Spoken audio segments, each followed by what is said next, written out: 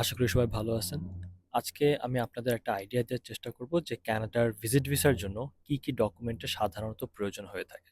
আমি ভিডিওর আগেই বলে দিই যে আমি যে ডকুমেন্টের লিস্টটা দিব এটা কিন্তু সবার জন্য সেম নাও হতে পারে। কারণ কানাডার ভিজিট ভিসার জন্য যেই ডকুমেন্টগুলোর প্রয়োজন হয় সেটা সবার জন্য সেম হয় না। এটা আপনার person to person case to case vary করে।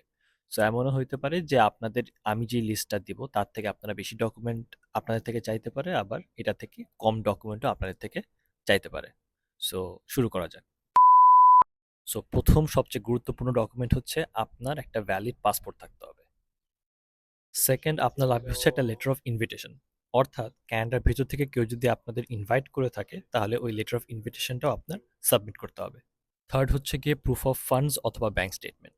এখানে আপনার সর্বনিম্ন 6 মাসের ব্যাংক স্টেটমেন্ট শো করার জন্য রেকমেন্ড করা হয়ে থাকে। ফোর্থ হচ্ছে গিয়ে আপনার আইটিনারি, অর্থাৎ আপনি ক্যানাডায় কোন পারপাসে যাচ্ছেন বা আপনার প্ল্যান কি, আপনার থাকার ডিউরেশনটা কি, সেই সংক্রান্ত ডকুমেন্টসগুলো আপনার সাবমিট করতে হবে।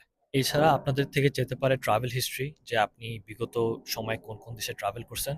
আপনাদের থেকে চাইতে পারে এমপ্লয়ার ইনফরমেশন, অর্থাৎ আপনারা যদি কোনো কোম্পানির সাথে যুক্ত থাকেন অথবা চাকরি করেন তাহলে সেই কোম্পানি থেকে একটা অফিসিয়াল লেটার।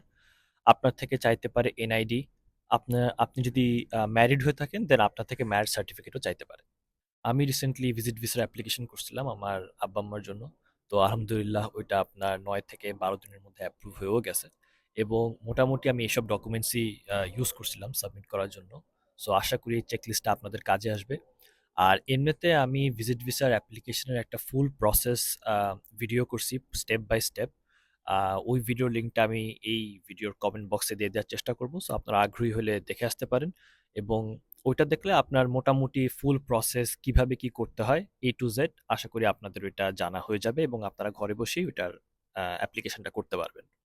আর এমনিতে যদি আপনাদের ক্যানাডা সম্পর্কে কোনো কিছু জানার থাকে অথবা কোনো প্রশ্ন থাকে আপনারা কমেন্ট বক্সে আমাকে জানাতে পারেন।